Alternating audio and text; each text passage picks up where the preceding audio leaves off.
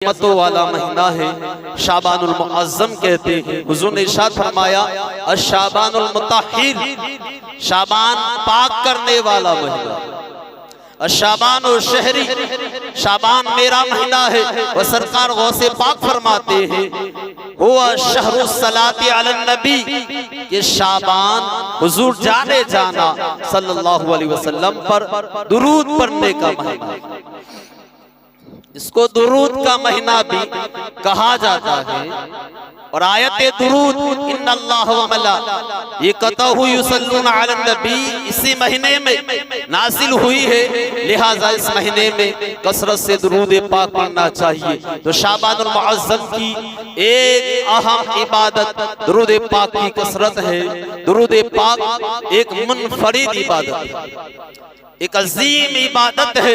हजरत अनस इब्न मालिक से रिवायत है, प्यारे आका ने इरशाद फरमाया कि जो शख्स मेरे हक की ताज़ीम करते हुए मुझ पर एक बार दुरूद पढ़े तो अल्लाह ताला उस दुरूद से एक फरिश्ता पैदा करता है और उसे हुक्म दिया जाता है कि जिस तरह इस बंदे ने मेरे नबी पर दुरूद पढ़ा है तू भी उसके लिए दुआए मग़फ़िरत करता।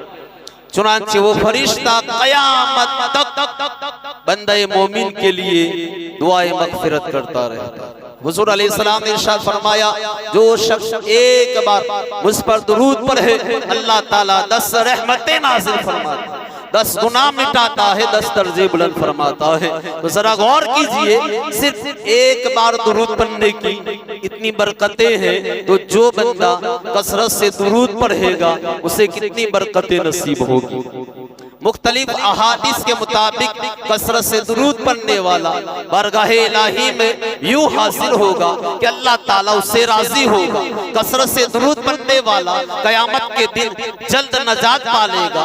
कसरत से दुरूद पढ़ने वाला कयामत के दिन सरकार के सबसे ज्यादा करीब होगा। कसरत से दुरूद पढ़ने वाले को कयामत के दिन हुजूर जाने आलम सल्लल्लाहु अलैहि वसल्लम के मुकद्दस हाथों से जामे कौसर पीना नसीब होगा।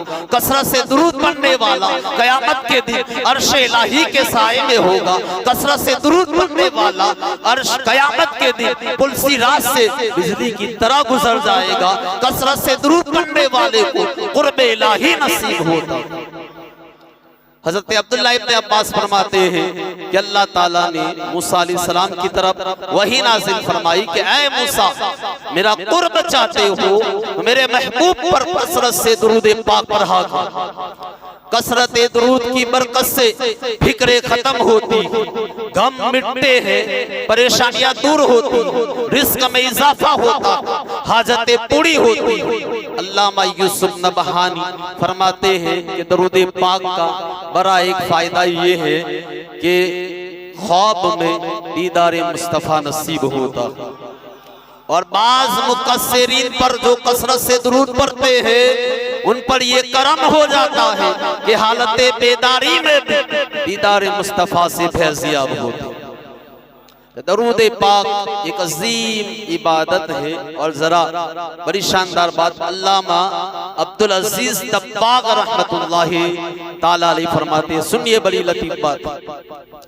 फरमाते हैं कि जन्नत को भी दुरूद पाक का बड़ा शौक है। कहिए सुभान अल्लाह। अब जितने हुजूर के आशिक हैं सबको दुरूद का शौक है। अल्हम्दुलिल्लाह हम अहले दुरूद है, हमेशा दुरूद पढ़ते रहते हैं। और सुन्नियों का तो अकीदा है कि हम यहाँ दुरूद पढ़ते हैं, मुस्तफा अपने मज़ार पाक में सुनते भी हैं और सलाम का जवाब भी अता फरमाते हैं। अगर सुनने वाली शख्सियत हो और पढ़ने वाला इखलास के साथ पढ़ता है, दुरूद और सलाम की कसरत करता है, प्यारे मुस्तफा जवाब भी इनायत फरमाते। मोहतरम हज़रात, जन्नत भी दुरूद पाक का बड़ा शौक रखती। अल्लामा अब्दुल अजीज दब्बाग फरमाते हैं कि जन्नत के अतराफ में फरिश्ते रहते हैं। जब वो फरिश्ते दुरूद पाक पढ़ते हैं तो जन्नत फैलना शुरू हो जाता।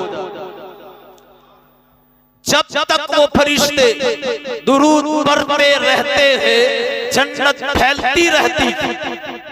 किसी ने सवाल किया कि जन्नत फरिश्तों की तस्बीह पर क्यों नहीं फैलती, फरिश्तों के जिक्र पर क्यों नहीं फैलती, फरिश्तों की इबादत पर क्यों नहीं फैलती, सिर्फ फरिश्तों के दुरूद पढ़ने पर क्यों फैलती है। तो अल्लामा अब्दुल अजीज दब्बाग फरमाते हैं कि असल में बात यह है कि जन्नत नूरे मुस्तफा से बनाई गई है, लिहाजा जब फरिश्ते दुरूद पढ़ते हैं तो जन्नत फैलना शुरू हो जाती है। अज़ीज़ाने किरामी, जब जन्नत दुरूद पाक का शौक रखती है, दुरूद पाक से फैलती है, मचल जाती है, तो हम तो जन्नत के तलबगार हैं। हमें भी चाहिए कि कसरत से दुरूद पढ़ा करें, दुरूद पाक का शौक बढ़ाए। मोहतरम हज़रात, फिर आपकी मालूमात के लिए अर्ज कर दूं कि जन्नत को दुरूद का शौक क्यों है, इसलिए कि वो नूरे मुस्तफा से बनी है।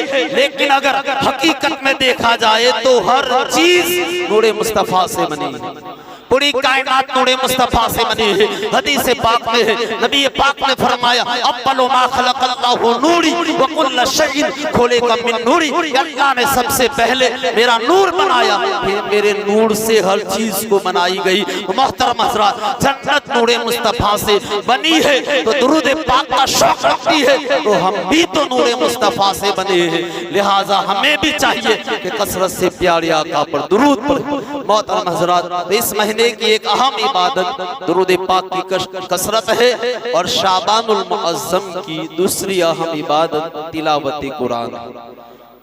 बाज़ रिवायत में है कि शाबान का नाम ही शहरुल कुरान है, और एक रिवायत है कि शाबानुल मुअज़्ज़म ने इस महीने ने अल्लाह की बारगाह में अर्ज किया कि या अल्लाह, तूने मुझे दो अज़मतों वाले महीने के दरमियान रखा है, यानी एक तरफ रजब है, दूसरी तरफ रमजान है, तो या अल्लाह मेरे लिए क्या है। तो फरमाया कि मैंने तुझ में तिलावत कुरान रख दी।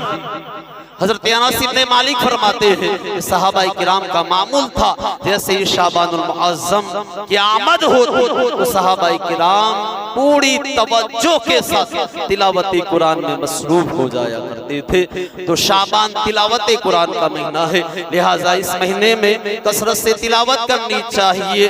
तिलावत कुरान अफजल तरीन इबादत है। तिलावत कुरान से सकीना नाज़िल होता है, तिलावत कुरान से रहमतों का नुज़ूल होता है, बरकतों का नुज़ूल होता है। प्यारे आका ने इरशाद फरमाया, जो शख्स सुबह को तिलावत करे तो शाम तक, और जो शख्स शाम को तिलावत करे तो सुबह तक फरिश्ते उसके लिए दुआए रहमत करते हैं। नबी पाक सल्लल्लाहु अलैहि वसल्लम ने फरमाया, जो शख्स नमाज में खड़े होकर कुरान की तिलावत करे तो उसके लिए हर हर्फ के बदले 100 नेकियां, और जो बैठकर तिलावत करे उसके लिए हर हर्फ के बदले 50 नेकियां है, और जो नमाज के अलावा बावजू तिलावत करे उसके लिए 25 नेकियां है, और जो बगैर वजू तिलावत करे उसके लिए 10 नेकियां है।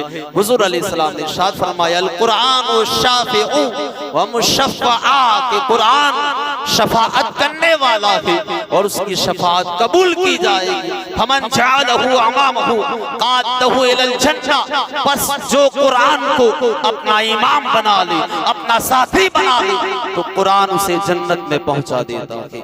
वमन जअलहु खल्फहु साक़हु इलन नार, और जो कुरान को पसे पुष्ट डाल दे, कुरान उसे दोज़ख में पहुंचा देता है। हुज़ूर ने इरशाद फरमाया, अफ़ज़लु इबादति उम्मती तिलावतुल कुरान, मेरी उम्मत की अफ़ज़ल तरीन इबादत तिलावत कुरान।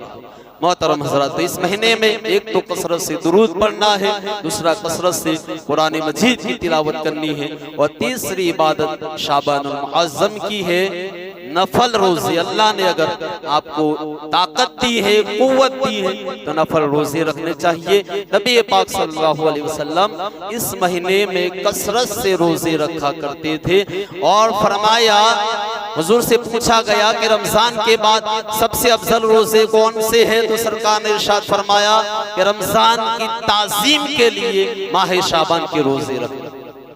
तो कसरत से इस महीने में आप नफल रोजे भी रखें। और इस माह की चौथी अहम इबादत है तौबा व इस्तिगफार। इस महीने में कसरत से तौबा और इस्तिगफार करना चाहिए। और इसकी हिकमत ये कि रमजान शाबान जितना अजमत वाला महीना इतना ही नाजुक है। हुजूर ने इरशाद फरमाया ये वो महीना है जिससे लोग गाफिल है। हालांकि इस महीने में लोगों के आमाल अल्लाह की बारगाह में पेश किए जाते हैं। अब गौर करें, अगर आप इस महीने में कुरान पाक की तिलावत करेंगे तो तिलावत पेश होगी, दुरूद पाक की कसरत करेंगे तो ये पेश होगा, रोजे रखेंगे तो ये अल्लाह की बारगाह में पेश होगा। और अगर खुदा ना खास्ता आपने गलत काम किए, गुनाह किए तो वो अल्लाह की बारगाह में पेश होते।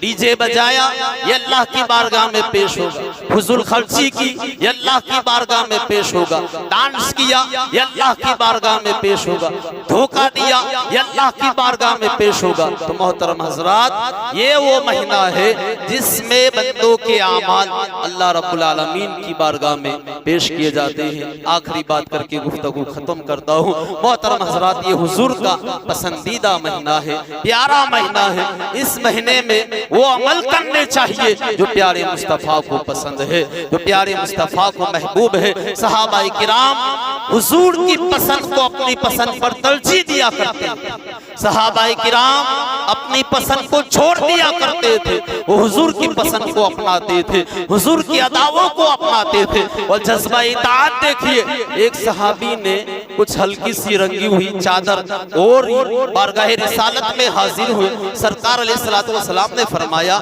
ये तुमने क्या ओढ़ रखा है? सहाबी समझ गए कि मेरे आका को ये चादर का रंग पसंद नहीं है। घर आए, घर वालों ने चूल्हा जला रखा था, वो चादर को उठाई और आग में डाल दी। दूसरे दिन बारगाह रिसालत में हाजिर हुए, नबी पाक ने फरमाया कि वो चादर कहाँ है? अर्ज़ की या रसूल अल्लाह, उसे आग में डाल दिया है। मोहतरम हज़रात, जरा जज्बा इताअत देखिए, जो चीज प्यारे आका ने मना नहीं किया, सिर्फ नागवारी का इजहार किया, सहाबी रसूल ने चादर को आग में डाल दिया। हजरत अनस इब्न मालिक फरमाते हैं कि हम हुजूर के साथ एक जगह जा रहे थे, रास्ते में मेरे आका ने एक बुलंद इमारत देखी, ऊंची इमारत देखी, तो पूछा ये क्या है? सहाबाए किराम ने अर्ज किया रसूल अल्लाह ये फला सहाबी ने बनाई है। तो सरकार अलैहिस्सलातु वस्सलाम को ये बात नागवारा गुजरी, लेकिन इजहार नहीं फरमाया, ये पसंद नहीं आया, लेकिन उसका इजहार नहीं किया। बाद में जब वो सहाबी बारगाह रिसालत में हाजिर हुए, सलाम अर्ज किया, मेरे आका ने रूखे अनवर फेर लिया, जवाब नहीं दिया। दोबारा सलाम अर्ज किया, सरकार ने फिर चेहरे अनवर को फेर लिया, जवाब नहीं दिया। चंद बार यूं ही हुआ, सहाबी परेशान हो गए। दीगर सहाबाए किराम से पूछा कि आखिर मामला क्या है? नबी पाक मुझसे नाराज क्यों है? नाराजगी का सबब क्या है? तो सहाबाए किराम ने बताया कि मामला ये है कि सरकार तुम्हारे घर के करीब से गुजरे थे, तुम्हारी ऊंची इमारत को देखा था, बुलंद इमारत को देखा था, शायद यही नाराजगी का सबब है। अब सहाबी रसूल का जज्बा इताअत देखिए, फौरन घर आए और पूरी इमारत को जमीन बोस कर दिया, पूरी इमारत को घिरा दिया। मोहतरम हज़रात, जरा देखिए, एक तरफ वो मुसलमान थे, एक हम मुसलमान हैं, लेकिन हमारे और उनके दरमियान कितना वाज़ेह फर्क है। उन्होंने ऐसा बलबला, जज्बा, हिम्मत और जुर्रत पाई कि जिधर चले जाते थे कामयाबी उनके कदम चूमती थी, मंजिलें आगे बढ़कर कदमों से लिपट जाती थी। दूसरी तरफ हम जैसे मुसलमान हैं कि जिधर जाती है कामयाबी हमसे दूर भागती है, मंजिलें हमसे दूर चली जाती है। और गौर कीजिए, देखिए, उनके सरदार भी मदीने के ताजदार थे, हमारे सरदार भी मदीने के ताजदार हैं, लेकिन फर्क क्यों है कि वो इताअत शियार थे, हम नाफरमान है। वो इताअत शियार होने की वजह से हर जगह कामयाब हुए, और हम नाफरमान होने की वजह से जगह जगह सलीलो ख्वार हो रहे हैं। वो किसी ने कहा वो मुअज़्ज़ज़ थे ज़माने में, मुसलमान होकर हम ख्वार हुए, ताड़ी के कुरा होकर। ऐ मुसलमानों, उस वक्त तक तुम्हें कामयाबी नहीं मिल सकती और तुम कामयाब नहीं हो सकते जब तक प्यारे मुस्तफा की पसंद को अपनी पसंद नहीं बनाओ। प्यारे मुस्तफा की पसंद को अपनी पसंद पर तरजीह नहीं दोगे, उस वक्त तक कामयाबी हमें हासिल नहीं हो सकती। मुअज्जिन पुकार पुकार कर ऐलान करता है, हय्या अला सलाह, आओ नमाज की तरफ, आओ भलाई की तरफ। मगर आज का गाफिल मुसलमान चादर ताने सोया हुआ है। अल्लाह और उसके रसूल को नमाज पसंद है, जबकि गाफिल मुसलमान को नींद पसंद है। मोहतरम हज़रात, नबी पाक फरमाते हैं कि मेरी आंखों की ठंडक नमाज में है, मगर आज का गाफिल मुसलमान हुजूर की आंखों की ठंडक से उसे कोई मतलब और कोई सरोकार नहीं है। मोहतरम हज़रात, अगर कामयाब होना चाहते हो तो नबी पाक की पसंद को अपनी पसंद बना लो और हुजूर की अदाओं को अपना लो। नमाजों की पाबंदी करो, जिक्र व अस्कार करो तो अल्लाह ताला दुनिया और आखिरत में हमें कामयाबी अता फरमाएगा। अस्सलामु अलैकुम।